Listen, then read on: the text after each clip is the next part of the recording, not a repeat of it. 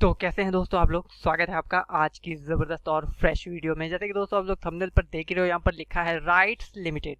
दोस्तों ये जो वीडियो है वो ओनली ऑन राइट्स लिमिटेड को डेडिकेटेड होगी, और साथ ही साथ मैंने यहाँ पर एक इन्फॉर्मेशन यहाँ पर प्रोवाइड की है, वो है DII का दोस्तों यहाँ पर 16% का होल्डिंग रखा हुआ है। तो ये काफ़ी ज़बरदस्त बात हो जाती है राइट्स लिमिटेड के बारे में।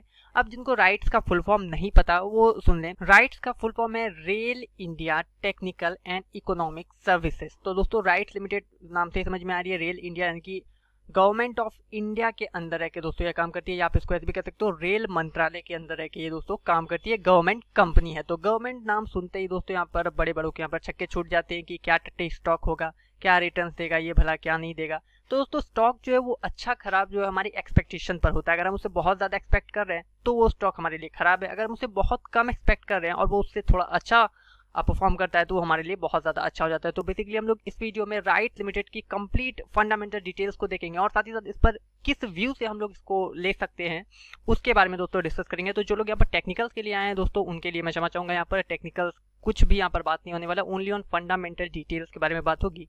और साथ ही साथ दोस्तों इसमें किस टाइप के व्यू के साथ हम लोग इसमें पोजीशंस बना सकते हैं उससे रिलेटेड डिस्कशन करेंगे। तो बने रहिए दोस्तों इस वीडियो में। So hello and welcome guys, this is Kunal and you are watching Market Capital. So without wasting any time, let's roll the intro.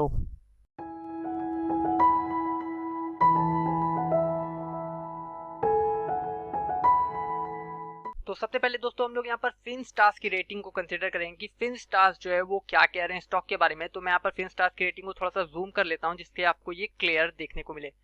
तो देख सकते हो मैंने फिनस्टार्स की रेटिंग को यहाँ पर बहुत ज़्यादा जूम कर दिया है, और आप ओनरशिप को देखोगे तो काफ़ी ज़्यादा आपको स्टेबल देखने को मिलेगा। अप्रोक्सीमेटली 4 स्टार्स की यहाँ पर रेटिंग है ओनरशिप में, और ओवरऑल अगर हम लोग फिनस्टार्स की बात करें तो वो 4 स्टार्स की रेटिंग भी इसको ओवरऑल मिली हुई है, जो कि काफ़ी अच्छी बात है। 4 स्टार्स की रेटिंग मिलना कोई छोटी मोटी बात नहीं है। साथ ही साथ दोस्तों अगर आप यहाँ पर वैल्यूएशन को देखोगे तो यहाँ पर इसने एक्सपेंसिव यहाँ पर डिक्लेयर किया है कि वैल्यूएशन जो है वो एक्सपेंसिव है। तो इसके अकॉर्डिंग दोस्तों यहाँ पर वैल्यूएशन जो है वो एक्सपेंसिव निकल के आ रहा है। अभी हम लोग अपने तरीके से भी देखेंगे कि क्या एक्सपेंसिव है क्या सस्ता है। इफिशियंसी की बात करें तो दोस्तों काफी अच्छा है, यहाँ पर 5 स्टार्स की रेटिंग मिली है, एक्सीलेंट मिली है, यानी कि इफिशियंसी काफी ज्यादा कमाल की, यानी कि कम एसेट्स को यूज करके कंपनी जो वो काफी अच्छा प्रॉफिट यहाँ पर जनरेट कर रही है। तो इफिशियंसी को आप इस तरीके से देख सकते हो। तो इफिशियंसी में काफी ज्यादा कमाल का दोस्तों स्टॉक है फिनस्टार्स के अकॉर्डिंग। फाइनेंशियल्स देखोगे तो यहाँ पर एवरेज की रेटिंग मिली है, यानी कि फाइनेंशियल्स को अप्रोक्सीमेटली 3.2 स्टार्स की रेटिंग मिली है। तो मैं इसे अच्छा ही कंसीडर करके चलूंगा कि फिनस्टार्स ने अच्छी रेटिंग दी है फाइनेंशियल्स के मामले में भी, और क्योंकि गवर्नमेंट ऑफ इंडिया की कंपनी है तो यहाँ पर फाइनेंशियल्स की लेनी देनी नहीं है, बहुत ज्यादा दिक्कत होने ही वाली नहीं है। तो ओवरऑल दोस्तों फिनस्टार्स ने इसको 4 स्टार्स की रेटिंग कंसीडर की है, जो कि काफी अच्छी बात है। अब दोस्तों हम लोग अपने फंडामेंटल डिटेल्स के अकॉर्डिंग देखेंगे कि कंपनी कैसी है। तो चलिए नेक्स्ट साइड स्विच करते हैं। तो देख सकते हैं दोस्तों हम लोग पेज के दूसरी तरफ शिफ्ट कर चुके हैं। यहाँ पर मार्केट कैप आप देखोगे तो 6553 करोड़ का, यानी कि 6553 करोड़ का यहाँ पर मार्केट कैप है। साथ ही साथ दोस्तों अगर हम लोग बात करें इसके टोटल नंबर ऑफ शेयर्स की तो 24 करोड़ के आसपास के शेयर्स जो हैं टोटल नंबर ऑफ शेयर्स हैं कंपनी के पास, यानी कि कंपनी का जो overall total number of outstanding shares है वो 24 करोड़ का है। पी रेशियो की बात करें, वैल्यूएशन की बात करें तो यहाँ पर पीई यानी कि प्राइस टू अर्निंग रेशियो ने इसको अंडर वैल्यू कंसीडर किया है, 15 के अंडर है, अप्रोक्सीमेटली आप 15 ही मान लो इसको। तो एक मिडिल पॉइंट पर है, ना ही बहुत ज्यादा एक्सपेंसिव आप इसको कह सकते हो, ना ही बहुत ज्यादा ये अंडर वैल्यूड है। पीबी रेशियो की बात करें तो 2.72 है। तो यहाँ पर थोड़ा सा दोस्तों पीबी रेशियो भी कंफ्यूज है कि इसको ओवर वैल्यूड डिक्लेयर करे या फिर अंडर वैल्यूड। तो यहाँ पर हम लोग इसको 0 के पॉइंट पर मान के चलते हैं, ना कि ये ओवर वैल्यूड है और ना ही ये अंडर वैल्यूड है। फेस वैल्यू की बात करें दोस्तों तो फेस वैल्यू 10 रुपए का है, जो कि काफी अच्छा है। मैं हमेशा बोलता हूँ फेस वैल्यू देखकर अगर आप किसी स्टॉक में इन्वेस्ट करते हो तो ये काफी अच्छा डिसीजन है आपका। फेस वैल्यू 10 रुपए की मिल रही है, जो कि काफी जबरदस्त है। डेट का प्रोपोर्शन अगर कंसीडर करें तो नो डेट कंपनी है, जैसा कि मैं हमेशा आपके लिए लेकर आता हूँ। No debt company. Promoters holding की बात करें तो 72% का प्रमोटर्स होल्डिंग है, जो कि काफी जबरदस्त है। और हम लोगों ने DII का यहाँ पर प्रोपोर्शन देखा, वो 16% के आसपास का प्रोपोर्शन है। रिटर्न रेशियोज की बात करें तो रिटर्न रेशियोज काफी ज्यादा जबरदस्त है। रिटर्न ऑन इक्विटी देखें तो 17.33% का है, और रिटर्न ऑन इक्विटी 23.08% का है। तो इतने कमाल के रिटर्न रेशियोज बहुत कम स्टॉक्स में देखने को मिलते हैं। रिटर्न ऑन कैपिटल एम्प्लॉयड ज्यादा अच्छा है रिटर्न ऑन इक्विटी के मुकाबले यहाँ पर। तो जिन लोगों को रिटर्न ऑन इक्विटी नहीं पता और रिटर्न ऑन कैपिटल एम्प्लॉयड नहीं पता, तो वो इस तरीके से इस चीज को समझ सकते हैं कि कंपनी जो अपने कैपिटल को यूज करके वो उस कैपिटल पे जो है 17% का रिटर्न एनुअली जनरेट कर पा रही है। और कैपिटल एम्प्लॉयड को भी आप इसी तरीके से समझ सकते हो, थोड़ा बहुत दोनों में डिफरेंस होता है। यहाँ पर सेल्स ग्रोथ में आपको थोड़ा सा इस साल मार खाता हुआ दिख रहा है और प्रॉफिट ग्रोथ भी थोड़ा सा यहाँ पर गिरा हुआ दिख रहा है।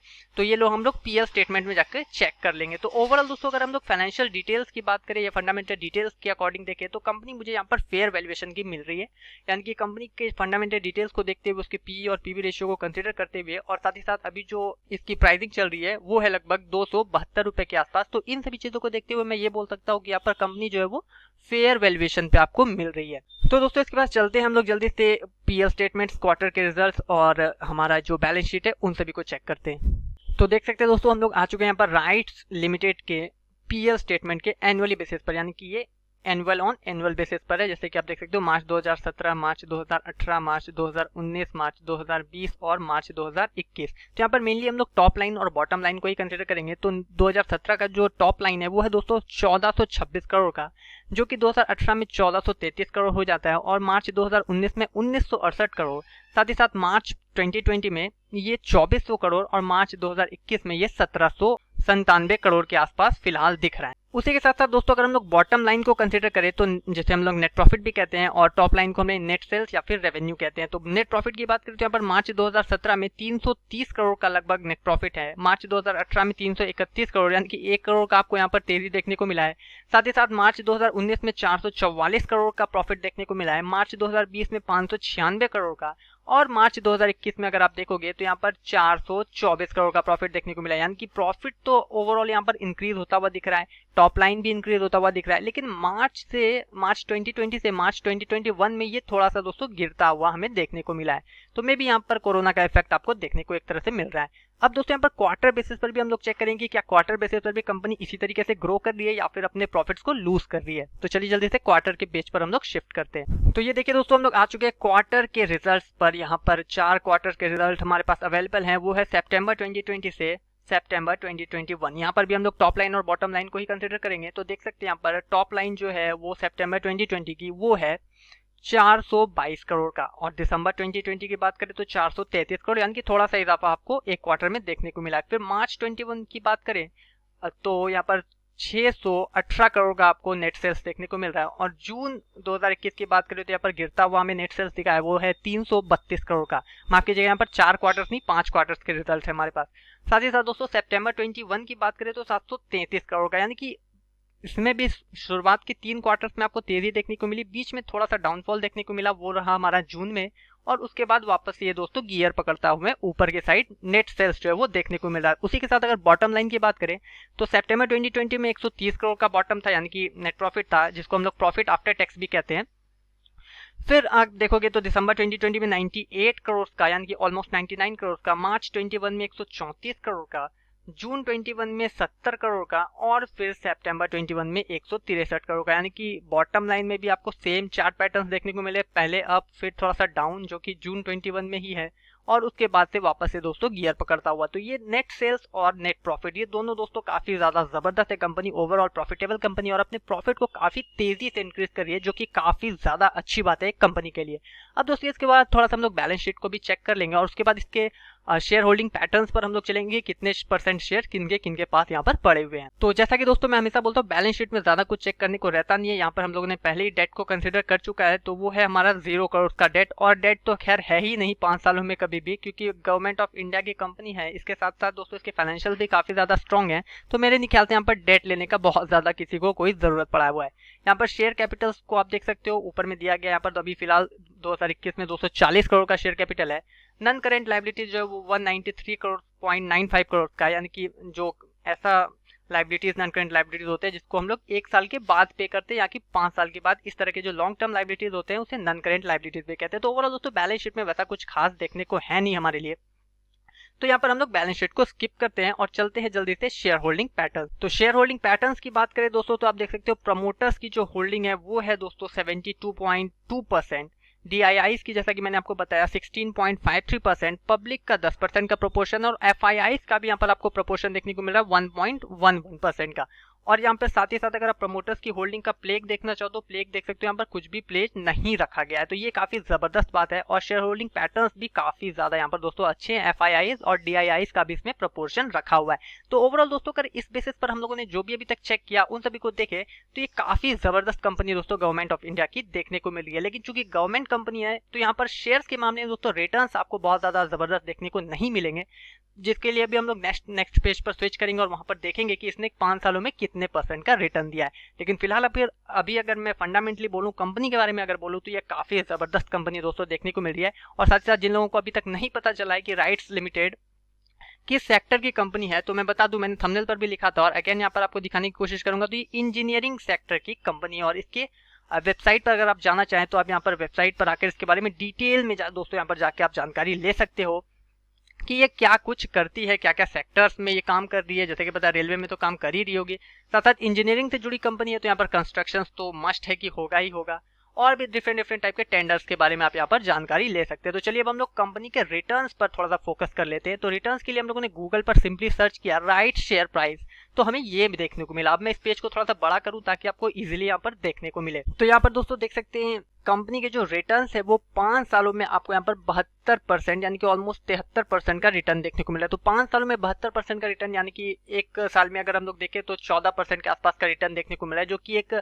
सेफ आप कह सकते हो रिटर्न आपको देखने को मिल रहा है। क्योंकि एक गवर्नमेंट ऑफ इंडिया की कंपनी है तो यहाँ पर कंपनी के डूबने भागने और इस तरह के चांसेस तो बहुत ज्यादा कम हो जाते हैं। साथ ही साथ अगर 14% का रिटर्न अगर आपको एनुअली देखने को मिल रहा है तो ये FDs और सेविंग अकाउंट से रिलेटेड तो उससे तो ज्यादा ही आपको देखने को मिल रहा है। तो as a long term investor अगर आप इसमें पैसा लगाना चाहते हो तो एक सेफ पोजीशन के तौर पे आप इस पे पैसे लगा सकते हो, क्योंकि 5 सालों का अगर आप यहाँ पर रिटर्न देख ही रहे हो यहाँ पर 72% का रिटर्न है। लेकिन अगर आप शॉर्ट टर्म बेसिस पर लगा रहे हो 6 महीने, साल भर, 1.5 साल के लिए इस तरह के बेसिस पर, तो मैं आपको रिटर्न उसके भी दिखाना चाहूंगा। यहाँ पर थोड़ा सा हम लोग पेज को छोटा कर लेते हैं। तो आप 1 सालों के रिटर्न को अगर आप यहाँ पर देखोगे तो लगभग 1% का रिटर्न आपको देखने को मिल रहा है। पिछले 1 साल में 1.51% का रिटर्न यहाँ पर आप क्लियर देख सकते हो, ऑलमोस्ट 4 पॉइंट इसने गेन किए हैं। तो इस तरह के बेसिस पर फिर मैं 6 मंथ्स के रिटर्न भी अगर आपको क्लियर करूं तो यहाँ पर आप देख सकते हो 6 महीने के रिटर्न भी कुछ खास नहीं है, 3% के आसपास का रिटर्न आपको देखने को मिल रहा है। तो शॉर्ट टर्म बेसिस पर दोस्तों आप इसको भूल ही जाओ, राइट्स लिमिटेड को शॉर्ट टर्म बेसिस पर ये दोस्तों बिल्कुल भी शेयर सही नहीं है।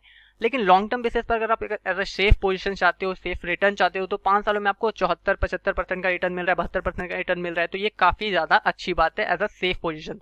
यहाँ पर दोस्तों साथ ही साथ बताना चाहूंगा कि अगर आप इसमें बहुत ज्यादा रिटर्न एक्सपेक्ट कर रहे हो कि 100%, 200%, 300% का रिटर्न देगा, क्योंकि 5 सालों में तो हम लोगों ने 600, 700% के रिटर्न यहाँ पर देखे हैं, तो उस बेसिस पर भी दोस्तों ये खराब बिल्कुल भी नहीं उतरेगा। यहाँ पर एज आप अगर आप फॉरेन इन्वेस्टर्स की नजर से देखोगे तो यहाँ पर 72% का रिटर्न भी 5 सालों में काफी ज्यादा होता है। तो आप बहुत ही ज्यादा रिटर्न्स के लिए यहाँ पर अप्लाई नहीं कर सकते। एक छोटे से रिटर्न्स के लिए और सेफ रिटर्न के लिए क्या आपका पैसा यहाँ पर सेफ रखा हुआ है इस शेयर में, तो इस तरह की चीजों को अगर आप कंसिडर करते हुए इसमें पैसे लगाते हो तो फिर आप कभी भी दोस्तों यहाँ पर निराश नहीं होगे राइट्स शेयर प्राइस मतलब राइट्स लिमिटेड से। तो होपफुली दोस्तों यहाँ पर आपको राइट्स पर जो एक व्यू है कि आपको बहुत ज्यादा रिटर्न सोचकर इसमें पैसा नहीं लगाना और as a long term purpose में आपको पैसा लगाना चाहिए, शॉर्ट टर्म बेसिस पर बिल्कुल भी पैसा नहीं लगाना चाहिए। जिससे कि आपको शॉर्ट टर्म बेसिस पर लगाओगे ज्यादा से ज्यादा क्या होगा, जितने में लगाया उतना में कॉस्ट टू कॉस्ट यहाँ पर निकल जाएंगे या फिर थोड़ा बहुत ऊपर नीचे का प्रॉफिट लेकर हम लोग निकल जाएंगे, उससे ज्यादा यहाँ पर देखने को आपको कुछ नहीं मिलेगा। एज अ रिटर्न आपको 72%, 75%, इसके लिए आपको 5-10 सालों का पोजीशन इसमें होल्ड करना ही पड़ेगा। तो होपफुली दोस्तों यहाँ पर व्यू आपको अच्छा लगा होगा कि बहुत ज्यादा रिटर्न के लिए यहाँ पर बिल्कुल भी पैसा नहीं लगाना है, क्योंकि उतना ये दे ही नहीं पाएगा। क्योंकि गवर्नमेंट कंपनी आप SBI देख सकते हो यहाँ पर 5 साल 10 साल में ये 500 तक अभी फिलहाल पहुंचा है, अभी कहां जाएगा वो पता नहीं।